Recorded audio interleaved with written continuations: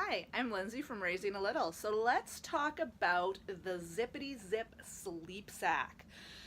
These are an amazing sleep sack that answer that question, what do we do when our babies start rolling? We start them out in those swaddles and then they start rolling and we can't swaddle them anymore because they need access to their arms.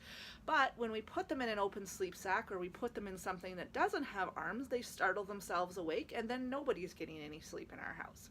So Zipadee Zip is the answer to that question.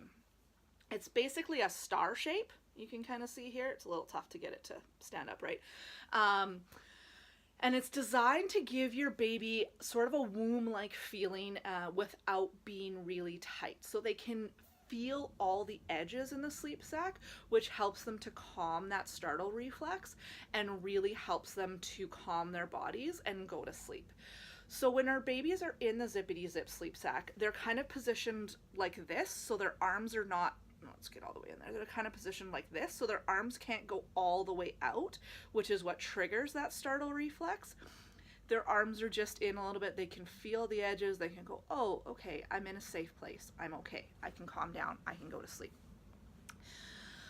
So what that means when it comes to sizing is we don't want to get this sleep sack too big.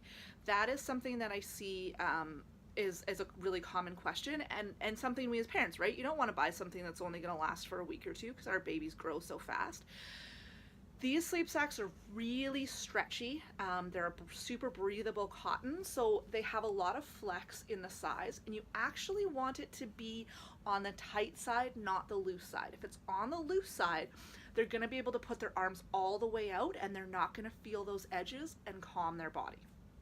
So the Zipadee Zip, the small, we want to start our babies in it anywhere between about 2 and 4 months. That's when the sleep sack will really shine. It's when they start to roll and move and get a little bit more active in their sleep that this sleep sack comes into play. And if we're going from a swaddle to a sleep sack, small is definitely where you want to start. Unless you have a really giant baby, and I'm talking over 29 inches in height, the small is going to be the size that you want. If you are taking a baby who maybe didn't like swaddling or never was, but you want to keep their hands warm, you want to keep them from scratching at their face or something like that, the medium might be a good fit. You can always refer to the size charts, which I'll put a link in the description for you. To see which is the right size, and if you don't know, feel free to send me a message and I will definitely help you out.